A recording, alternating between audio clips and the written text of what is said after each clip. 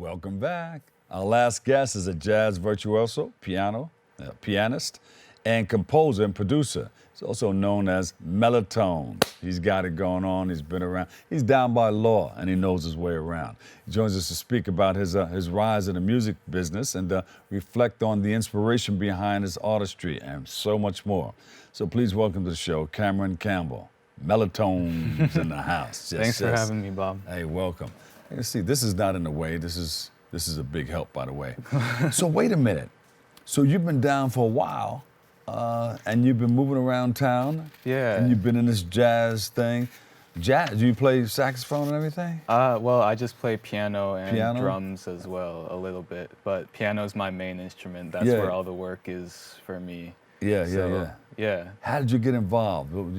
How did you become interested in the piano? Well, my parents I have two siblings as well, an older brother and sister, and my parents put us all in piano lessons when we were young. Yeah. I'm the only one who really stuck with the piano. My brother now plays the upright bass, and my sister... I love that thing. Yeah. I used to love the boom, boom, boom, boom, boom, boom. And my sister, she sings and plays the guitar.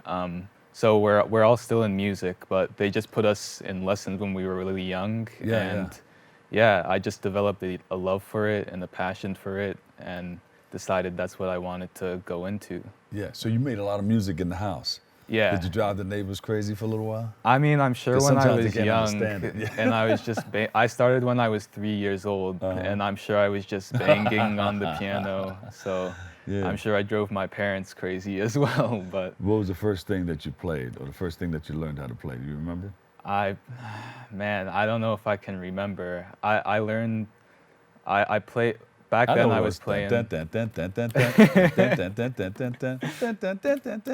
I mean, back then I was playing a lot by ear, so I was just learning as many songs as I could. I remember learning Maple Leaf Rag by Scott Joplin. I was a big ragtime fan when I was younger. I mean, the school I went to, the music teacher, she taught us about jazz and ragtime, so.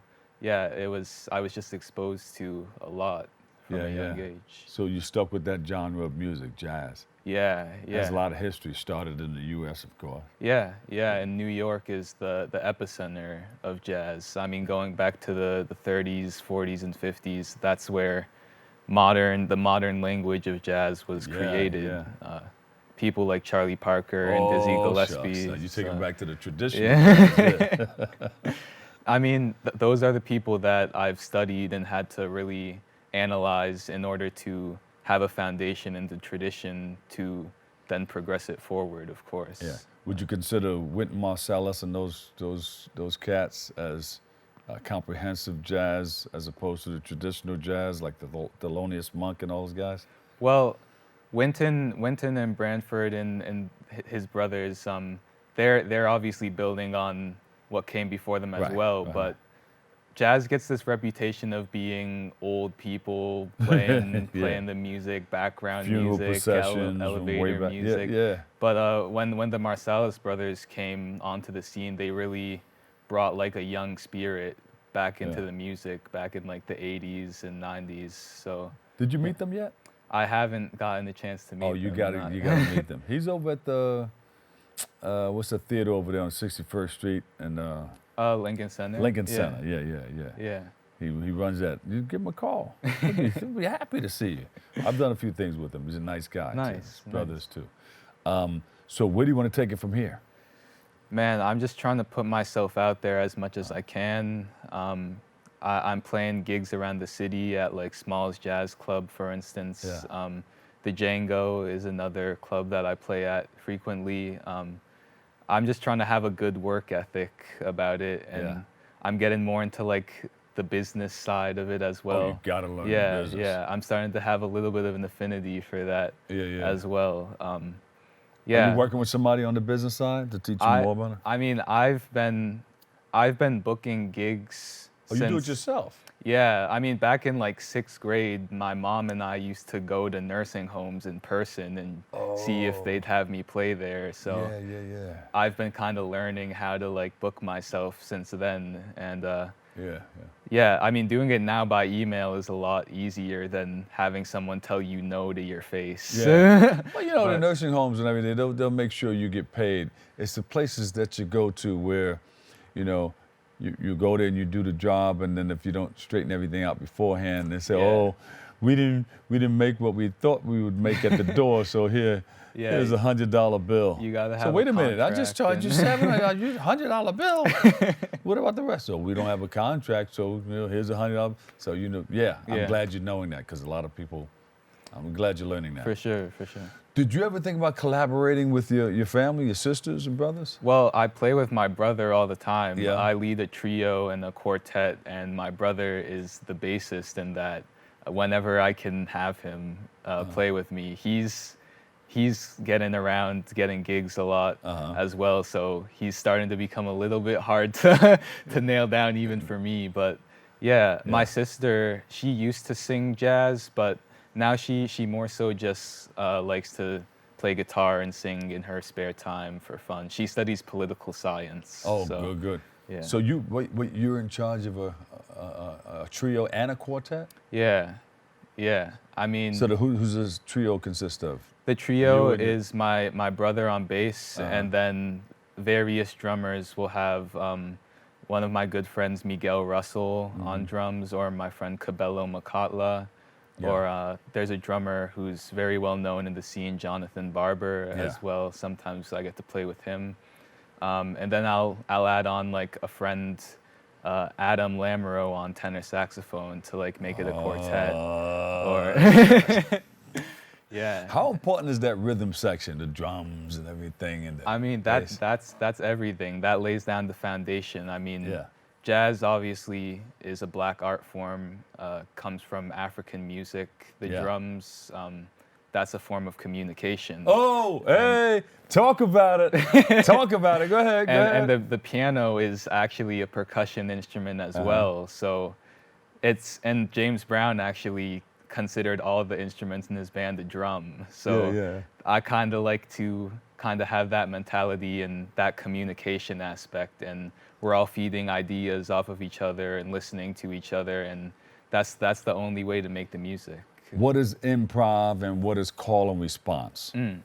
Improv is really just, well, like I said, you have to study the greats before you and really learn the vocabulary. Yeah. And then it comes out naturally on the bandstand.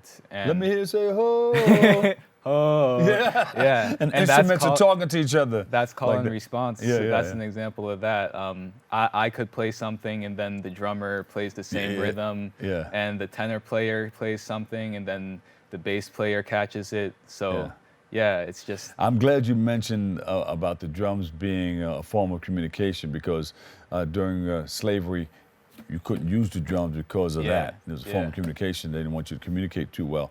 So that's how we got into it, how we evolved into the other genres of music. Spirituals came out of not being able to use the drums. So if you came into spirituals, they were talking about like, wade in the water. yeah. Right? And if you play that, it's a message in the music. There was a message there saying, if you're gonna run away as a slave, get in the water, because the hound dogs can't sniff you out. They can't sniff you out through the water. Yeah, exactly. So if you're gonna run away, get in that water, and you're more than likely to get away. So that's how resilient, people were back then, to switch from one genre to the next. Yeah, But I'm glad exactly. you mentioned that the drums are a form of communication. Yeah, it's a really deep history, and I'm lucky to have been able to really study it and know where it comes from to be able to communicate the music in an authentic way. Yeah. So, Beautiful. When are you playing next, so we can come down and check you out? yeah, I'll be at Smalls Jazz Club with the David Gibson Quartet this Thursday, and then March 6th, I'm at the Django with my quartet, and March 9th, I'm at a new venue that's a student-run venue in Queens called Julian's. Oh, That's with my shucks. trio. What? So yeah, I have a few things coming up. Hopefully people can come check that out. We would love to check it out. All right, social media, give us the whole thing. Where Yeah, we you can out find more? me on Instagram, TikTok, and YouTube at Mellotones. That's Mello Tones. My website is CameronCampbellMusic.com. Yeah, I try to post as much as I can, just show my face, get my music out there as much as I can. So. Well, we would love to come down and check it out. My producer wants to ask you a question. Say that again. Oh, you have the album coming out? Oh, I don't have an album in the works yet, but a lot of people have been asking me to drop an album, so that's something that I will definitely be getting to. What's Sound and Color? Oh, Sound Plus, yeah, I do actually have an EP out, but not for jazz. This is more of my production side. Yeah, I produce electronic music as well a little bit, and I dropped that back in 2020. Just like some beats that I made. All right. So we got to check that out. Where can we go to your website and check that out too? Yeah, and you can find it on Spotify as well under Cameron Campbell. Beautiful, beautiful. All right. So we're looking forward to catching you on location. Play at one of those clubs where they have some nice drinks and some buffalo wings or something like that. Where we sit there, lick our fingers, and check you out on the keys. Yes, but sir. Make sure you don't eat any wings, especially with barbecue sauce, because then you'll be on the keys and be sauce everywhere. Yeah. But that's how you put it together. You got to put the sauce in the music. There you go. That's what I'm talking about. Hey man, thanks for coming for having me. And thanks for sharing everything. All right. Of course. And we'll get the crew together and we'll come down and check you out. For sure. Thank you. All right. Give him a big hand. Look, everybody at home is going like this. Give yourself a big round of applause too. Cameron Campbell. Mellotones, y'all. He's the pianist, composer, and producer. He has a trio and a quartet, right? Yeah. Hey, man, thanks for all that you do. Thank you so much. All right. Unfortunately, it's funny how time flies when we're having fun. Unfortunately, that's all the time we have for today's show. We want to thank you all guests for joining us, you our viewers for tuning in and following us. You can continue to follow us. Go to BronxNet TV for continued coverage, and we want to thank you for letting us share in this space and time with you. Always remember this: what you are is God's gift to you. What you make of yourself is your gift to God. So choose your choice. Let your choice control the chooser. Join hosts Kip and Arlene, Darren Jaime, and Rena Valentine on Tuesday, Wednesday, and Thursday for all new episodes of Open. Always remember this: what you are. We said that part right there, but whether you say you can or you can't, guess what? Either way, you are right. So say you can and you will. I'm the Dr. Bob Lee, and I'll see you over 107.5 WBLS. I love you all. Peace.